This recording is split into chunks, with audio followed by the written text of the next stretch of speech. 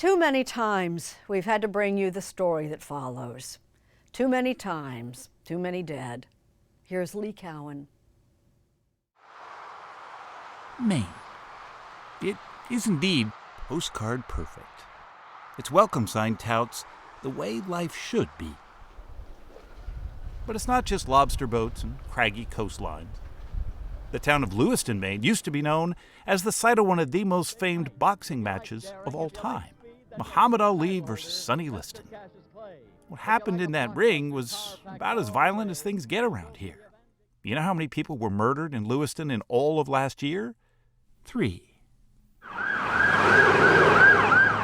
But in one night, a gunman gave the Lewiston area the sad distinction of being the site of the country's deadliest mass shooting so far this year.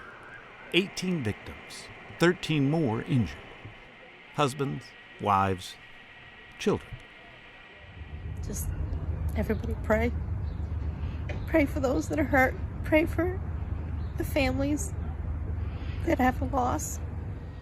As grim as it was made worse by the fact that the killer was nowhere to be found.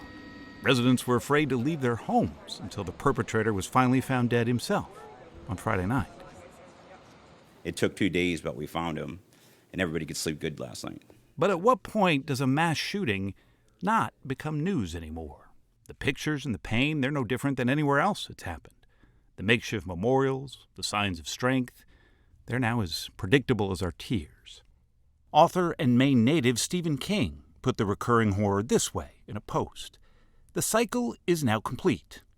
Until next time, rinse and repeat. Mike Brown, coach of the Sacramento Kings, summed up the hopelessness felt all across the country, in every corner of our lives.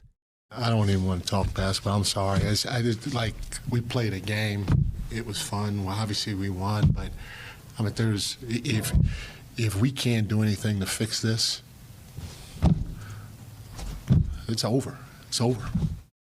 Maine's marks the 565th mass shooting just this year, a never-ending backdrop of violence that's wearing us all down.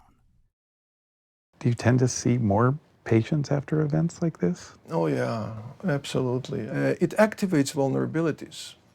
Emanuel Maidenberg is a clinical professor of psychiatry at UCLA. When people talk about, though, that sense of feeling numb to it all, what does that tell you? That's one of the protective reactions that we have. It can be helpful in the short run, but at times it persists and then it becomes not helpful. The problem is even though mass shootings take up only a tiny fraction of the annual firearm deaths in this country, they still take up a pretty big chunk of our public consciousness. We look over our shoulders, perhaps more than we even realize it.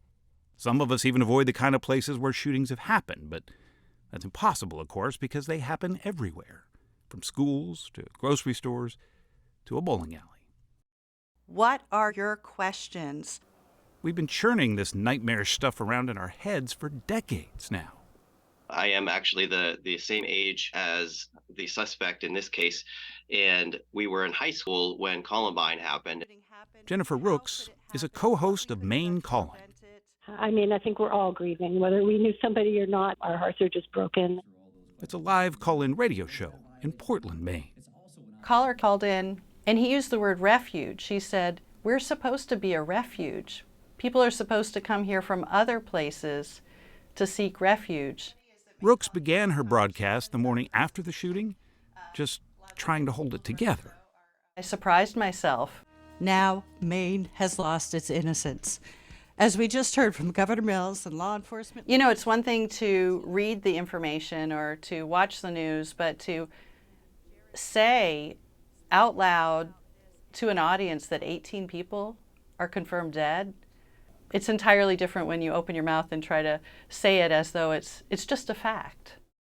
But that's what mass shootings have become, a fact of life in this country that leaves us all, if not on edge, at least uncomfortably aware.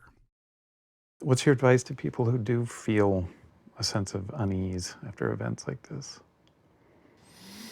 I think examining it, trying to understand what makes you feel uneasy, put it into words. Speak it out loud. Speak it out loud, or write it down. I've asked some of the same questions you probably have. Seems small, but whatever helps us cope can be valuable. I will tell you this. The better angels of ourselves do blossom, though, in the wake of such tragedies.